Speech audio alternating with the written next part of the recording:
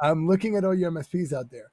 When you talk to clients at the beginning, you always tell them how wonderful everything is going to go. No, it's going to be great. We're going to migrate you, and it's going to be seamless. And it's not ever going to be seamless, ever. But So you have to just tell said them that there's going to be trouble. This is Start, Grow, Manage, where we help managed service providers achieve the impact, freedom, and wealth you imagined back when you started your company. At Start, Grow, Manage, our tools, practices, and processes help you engage, energize, and execute on building a business that empowers an extraordinary life. Learn more about our programs and how they can fuel your fire at startgrowmanage.com/learn more. Let's go.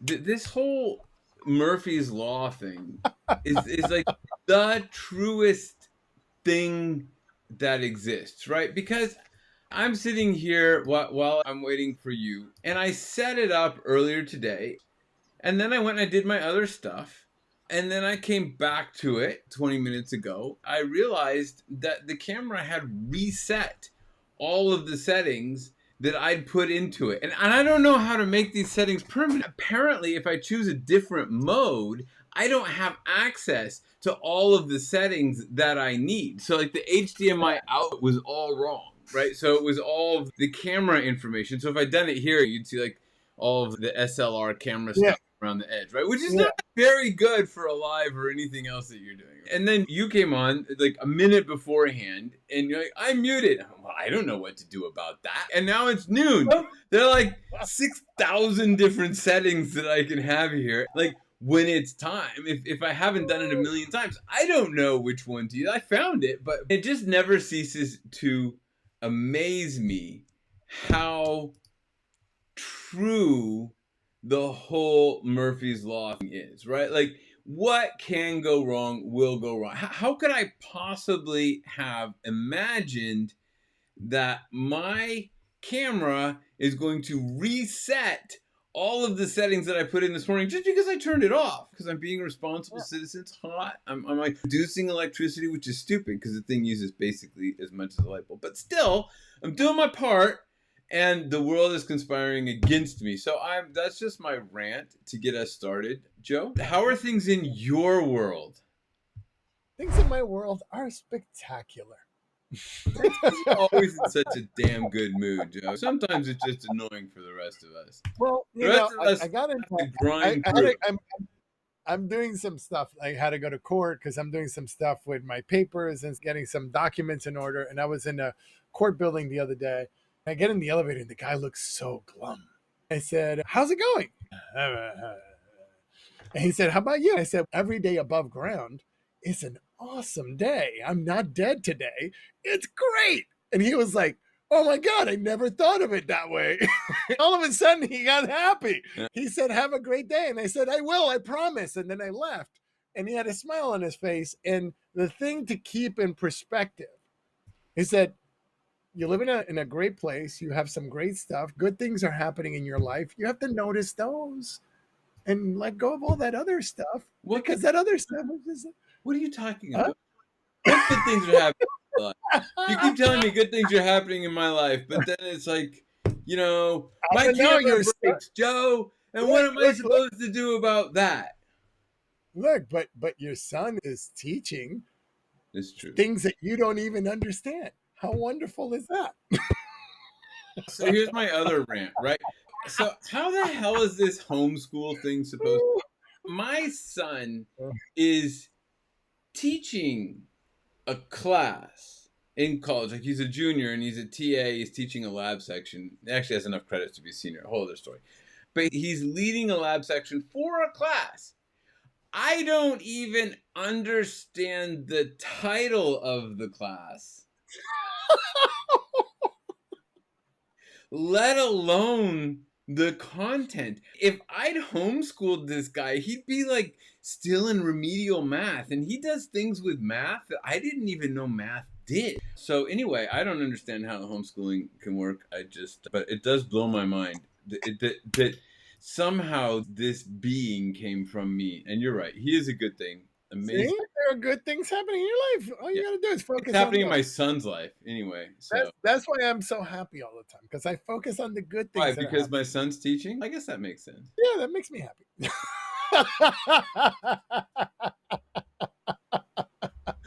All right, but that's actually not why we're here today. What we wanted to talk about is customer onboarding. And I think what we have learned both in our practice advising MSPs as well as working as an MSP, as well as doing anything else consulting wise ever, no matter what, is that the onboarding is so crucial. It's so easy to sign the contract and then walk away and just make stuff happen without onboarding. And yet, Murphy is coming for you.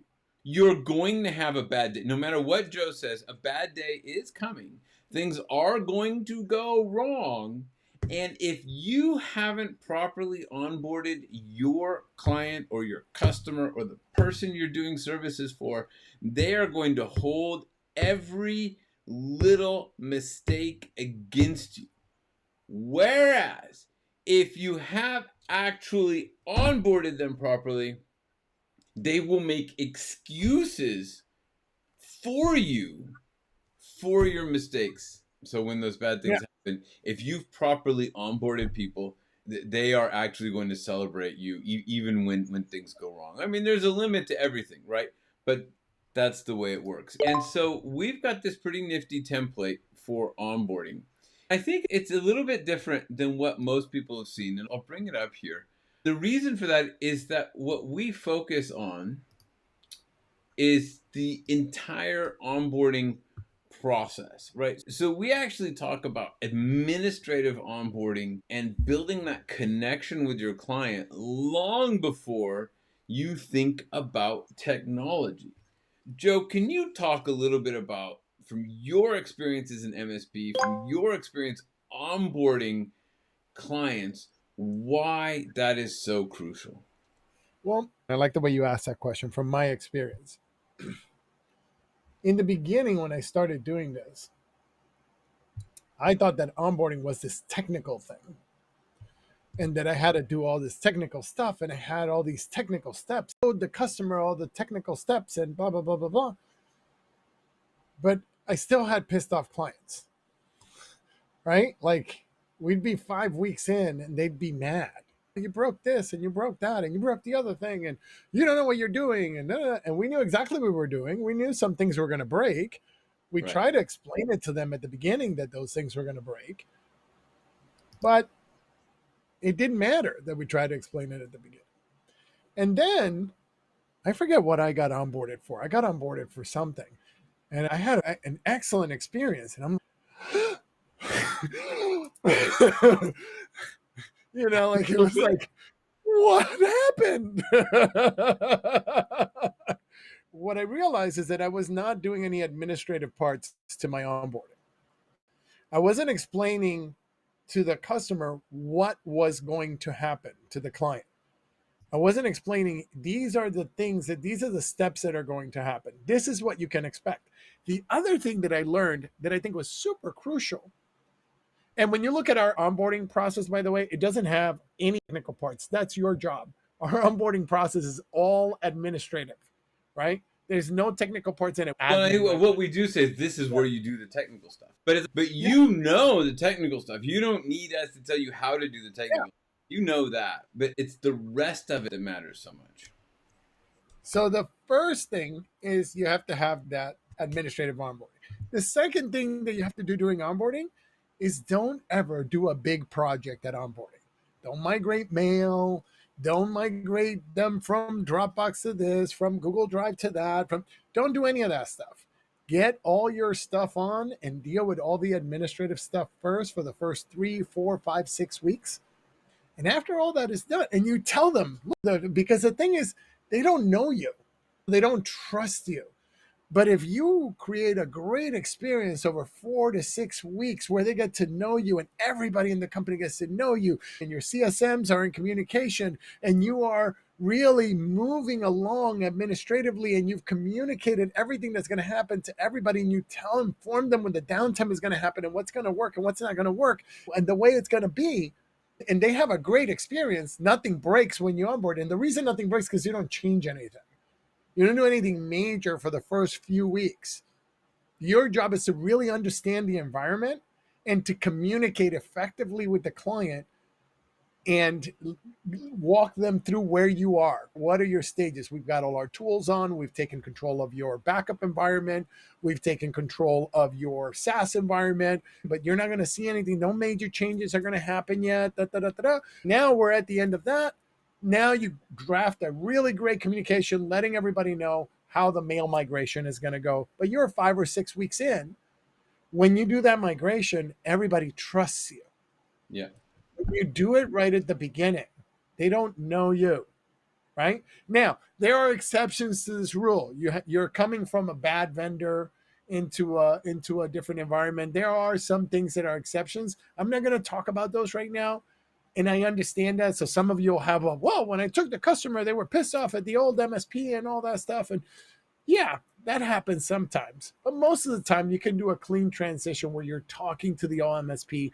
And what we've done in that template that Jeff showed is that we've built all those communications so that you can see what are the kinds of things that you want to say to the former MSP and how you collaborate with them. Let's go back and go through the template. I think one of the things I want to say is even when you have to do a technical implementation right away, it's crucial that you communicate to them, look, things are going to go wrong. It's the nature of the beast. We haven't had a chance to do the administrative onboarding. Be clear about that, because that is going to win you a lot of points with your client. Into your pool. I mean, seriously. Like, I'm looking at all your MSPs out there. When you talk to clients at the beginning, you always tell them how wonderful everything is going to go. No, it's going to be great. We're going to migrate you and it's going to be seamless. And it's not ever going to be seamless, ever. But so you have to tell them that there's going to be trouble. Yeah. Okay. But just to clarify what Joe said, what he was saying is we have the tendency to tell everybody that things are going to be perfect. You don't want to tell them that everything's going to be perfect because you know that Murphy's a fact. Your settings are going to reset. And so you know that there are going to be problems. There are always problems. I went through such a smooth migration at one point, and the people were really upset. Apparently, their favorites in their browser were in the wrong place. Everything else was great, but the favorites had moved, so clearly everything was broken. It doesn't matter. Something's going to crop up. That's the nature of the beast. But let's talk a little bit about the template. Now, we do have this template available on our website, I believe. I'll turn it over to you. So how does this onboarding work? Cool. So it's week 0, right? And I'm probably not going to take you through the whole entire thing, but I'll give you the gist of how it works. Yeah, we don't need all the details, the top line stuff. Yeah. So at week 0, what happens is, especially if you have a salesperson in your organization, they've probably had a relationship with that prospect for 6 months while they're trying to close them. There's trust between the salesperson and the client, right? And then they close the deal. Now it is incumbent upon, and for those of you who you are the owner of the MSP and you're the primary salesperson, you don't want them to be calling you all the time.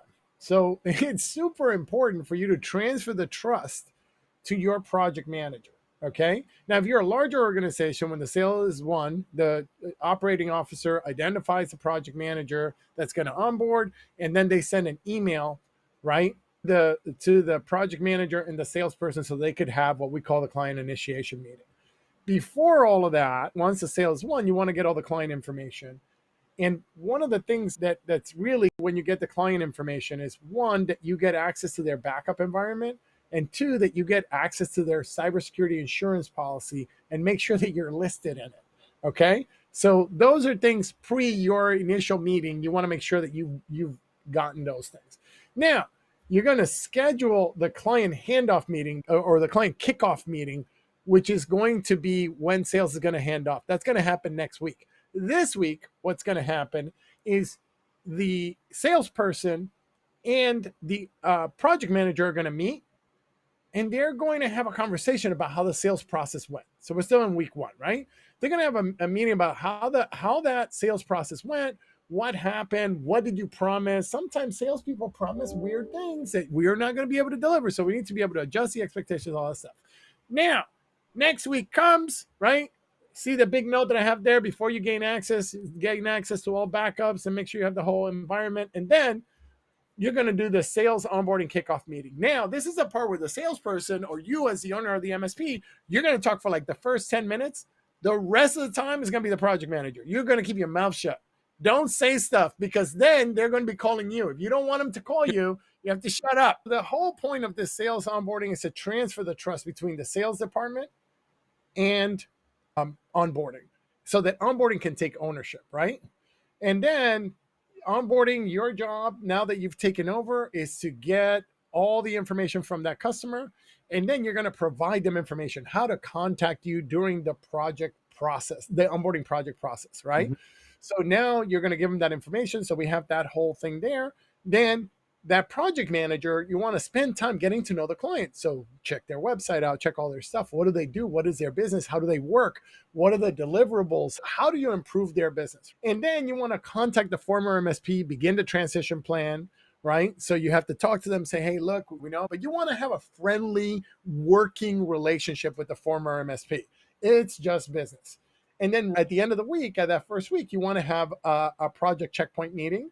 So we have that pre-meeting SOP to these are all the things. So you prepares. Don't ever come to a meeting not knowing the answers to the questions. If there are open tickets, if there are problems, you want to come and say, hey, we know that there are these problems right now. Yeah. This is what we're dealing with right at the beginning of the meeting. So they're like, oh yeah, you know your stuff. Great, good. And then as soon as that meeting is over, you have the post-meeting SOP it's everything that happened in that meeting. Now go to the next week. So if now here is a transition meeting. That's a meeting between you and the former MSP to start that transition process, right? That's when you do all that stuff. And right at this point is when you want to introduce your help desk SME. So you want a subject matter expert from the help desk that's going to be included in building the project, so that when it gets transferred from onboarding to help desk, that person was part of the onboarding and all the onboarding meetings and all that stuff all the way, so that when help desk gets this client, they are not clueless. You don't want that. So you need somebody that's from the help desk that's going to be the SME for all of your help desk team, right? Then you create that transition plan, outline the tasks that the other MSP is going to do, the tasks that you're going to do, share the plan with the former MSP and the client to ensure transparency and accountability, and let them know, set timelines for everything. So that way, if they miss a deadline or they miss something, the client knows what's happening and you're not blaming. You want transparency, you want a clear plan of who's supposed to do what when. Then you gather all the details. So what we're really talking about here, in these first 3 weeks, you're communicating, you are transferring relationships, you are identifying the things that need to happen to have a smooth transition. And there are meetings and emails and communications that need to go out here. It's almost impossible at this point to over communicate. It is impossible to over communicate. You want to be clear and professional in your communications, but it's almost impossible to over communicate. And all of this is about communication. It's about setting expectations. It's about gathering the details and understanding what they need and setting the expectations for what you are going to deliver, right? And all of these are different meetings that you're going to have. They're different stages of the process. The key point is you can see that we get to week 3, week 4, and this is really where we're talking about the technical transition, right? This is where you're making the technical transition. And you know what? It doesn't even have to happen this fast. You can take another couple of weeks and do some of the small things, do some of the things that are less likely to cause pain up front and test and try so that it's not nearly as jarring Yeah. as going in and swapping everything out. And it's okay to take a little bit longer here. We all want to rush and get stuff done right away, but communicating, setting expectations, and planning the transition, and then doing the transition is crucial. And we talk here: execute the transition, begin with this transition according to the plan, and then finalize the handoff. What do you mean by finalize the handoff, Joe? So it's the handoff between the old MSP and us, right? So we finalize the handoff. We go through all the tasks. See the one right below that. Once all tasks are completed, schedule a final meeting with the former MSP and the client. This is where we've got everything from them. We got the backup environment. We moved the Azure environment. We've got all the VMs. We got all the passwords. We got everything we could possibly need. It's all done. Took us 4 weeks. We're finished. And then we're going to schedule that handover meeting. And then at the end of every week, you conduct that project checkpoint. Okay. And then we've got then week 5. Now we're continuing to communicate. And then week 6 here is really where you're handing the client off from your well-structured and thought-through onboarding and your onboarding team and your project team to your help desk. Yeah. So I want to talk about this specifically, okay? Because up until this point, the onboarding team has been the help desk for the client. Your help desk should not have been receiving any calls from the client, only the onboarding team. That communication that we sent up front, that's what we said in that communication. Here's who you call if there's trouble. But remember, we added the SME in the second week, right? So the SME has been the one fielding those calls along with the onboarding team. But they are not on the board, or however you queue your tickets. It's not on the tickets for your help desk, because what you want is the same meeting that you have between sales and onboarding, between the onboarding manager and the help desk manager, to transfer the trust. Again, you have to think of your relationship with the client like a Fabergé egg, right? And so the salesperson, at the beginning, it's a very fragile thing. They just made it nervous, and you're nervous because they're bringing somebody new in. They don't want to mess up their processes. You're untested and untried, so they're nervous about working with you. Yeah. And then they hand that Fabergé egg to the salesperson, right? Which is the client. That's why you got to, when he transfers it again, he has to show them that the other guy has the white gloves too. And that process needs to keep happening anytime that the points of contact or the communication chain is going to, or any major change in how the client communicates with you, there has to be a transfer of trust, because they are going to meet all these new people that are now handling their stuff. Yeah. So in a much larger MSP, when you're a smaller MSP, it's mostly you, right? And this onboarding process could take 3 days in a smaller MSP. It's really about the functions, right? Because it might be a smaller MSP and might be a small client with 5 users, and it might take 5 days instead of 5 weeks. Yeah. But it's about transferring that trust at the right points. I actually think that it takes some time to build trust. So Yes. there has to be some downtime, some space for that trust to grow. It just doesn't normally happen overnight. It could. I think it depends on the nature of the client and how you got the client. If you got it through a referral, there's a lot more trust. If you're onboarding a brand new client that never met you before, there's a lot less trust. So it takes a lot longer time to build trust. When you get it, I work with an architect. There are 2 different kinds of trust. Yeah. There's the pre-sales trust. There's the trust that we talk about in terms of the trust risk balance and hiring you. And then there's the trust once they've hired you, the belief that you are going to be able to deliver. The second trust, you just have to, people are nervous when they're spending money, when they're making big changes like this. Especially in the small, medium-sized business environment, which is 93% of businesses, right? So they need a bit of time. And it can be fast, but also let things sit a little bit. Be a bit patient with it, because having that trust in place is crucial to you being successful when invariably Murphy rears his ugly head and something goes wrong. Something Yeah. will go wrong. And the thing is, it doesn't matter how long, if the onboarding takes 90 days, so what? Yeah. What you have to do is be able to solve the client's problems during those 90 days. Yeah. So that's what there is to understand. And sometimes you come in, some It's things funny. are A on lot of fire. times, like the technical onboarding is for us, not for them. Obviously, it's cybersecurity issues and blah blah blah. But I think a lot of times, getting them onto our platforms, our situation, getting them onto the right domains, a lot of that is to make our life easier. And I'm not saying don't do it, but your point is 90 days. If it takes a bit longer to make your life easier, and during that time you're building the trust with your client, that's a great place to be. You want to build that trust, and you build trust through communication. You build trust through keeping your word. You build trust by setting expectations and then living up to those expectations. Or exceeding those expectations, right? So that when you're setting expectations, don't put yourself under the gun. If you think something is going to take 6 weeks, say it's going to take 10 weeks. And then when you do it in 5, you're a rock star. You know, Don't set the funny unrealistic thing is expectations. how bad everybody is, including us, at that. It's like you want to just say, no, we can do it in a week. It's no problem. Like, I think everything takes an hour, but no, things take a year, right? Like, that's the way it is. And then I always get upset with Joe because he keeps saying all of my work, he puts just in front of it.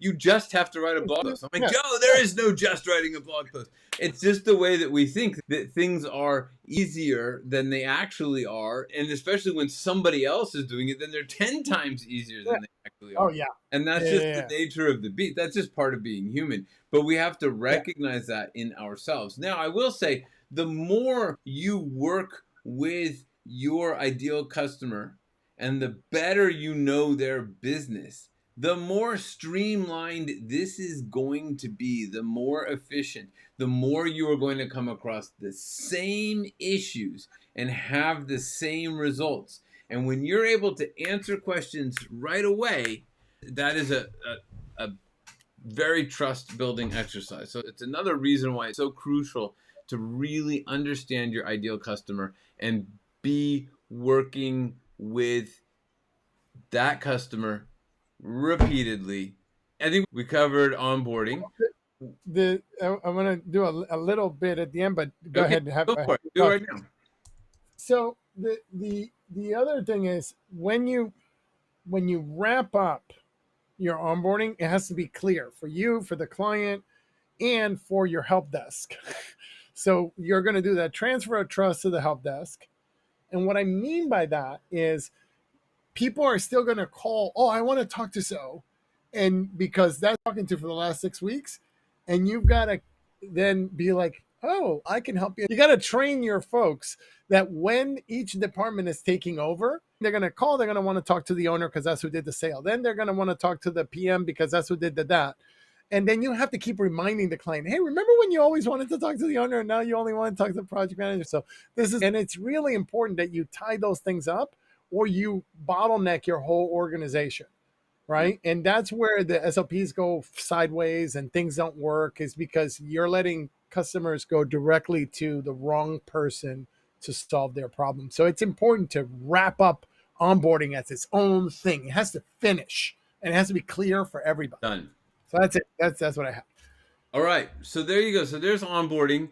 And we will have the link to the template. It's a Mindomo overview. We'll have that in the show notes. So it should be there. And then you can take a look at that and give us a call if you need some help with it. In work, we're always either doing one of two things, right? We're either creating the workflow or we're executing on the workflow.